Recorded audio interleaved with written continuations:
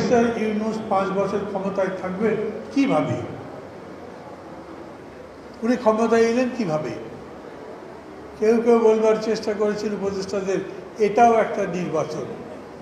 সত্যি কথা হলো একটা বিশেষ পরিস্থিতিতে উনি ক্ষমতায় এসেছেন। এই বিশেষ পরিস্থিতি কতদিন স্থায়ী হবে? আইয়ুব খানও একটা বিশেষ পরিস্থিতিতে এসেছিলেন, হোসেন মোহাম্মদ এরশাদ একটা বিশেষ পরিস্থিতিতে ক্ষমতায় এসেছিলেন। 1-11 যারা খুশিরাম তারা বিশেষ পরিস্থিতি তৈরি করে ক্ষমতায় এসেছিলেন, কিন্তু বিশেষ পরিস্থিতি থাকেনি। আজকে যে পরিস্থিতি থেকে বিশেষ পরে হচ্ছে, 3 মাস পরে যখন সেই পরিস্থিতি বদলে যাবে, তখন বাংলাদেশের একমাত্র নোবেল প্রাইজ বিজয়ী ডক্টর মোহাম্মদ ইউনূস যদি সারা দেশের মানুষের কাছে সমালোচিত হয়, সেটা কি দেশের জন্য কল্যাণকর হবে?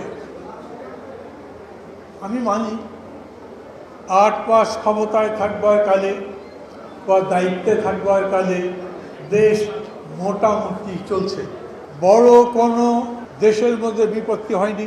বরঞ্চ ঈদের আগে যেরকম করে জিনিসের দাম কমলো, মানুষের ঈদ যাত্রা এবং ফেরাটা ভালো হলো, তাতে মানুষ মনে করেছেন ডক্টর ইউনূস তো ভালোই চালাচ্ছেন, তাকে দেওয়া উচিত। ডক্টর ইউনূসের যদি অত ভালো যোগ্যতা থাকে, উনি যদি দেশ ঠিক মতো চালাতেই পারেন, আমি তার যোগ্যতা নিয়ে চ্যালেঞ্জ করছি না, কিন্তু উনি সেরকম যদি চালাতে পারেন, উনি নিজে 3 দিন আগে টেলিভিশন ইন্টারভিউ বললেন, আমি এই কাজের যোগ্য নই, এটা আমার কাজ নয়, আমার যে কাজ আমি সেই জায়গায় ফিরে যেতে চাই।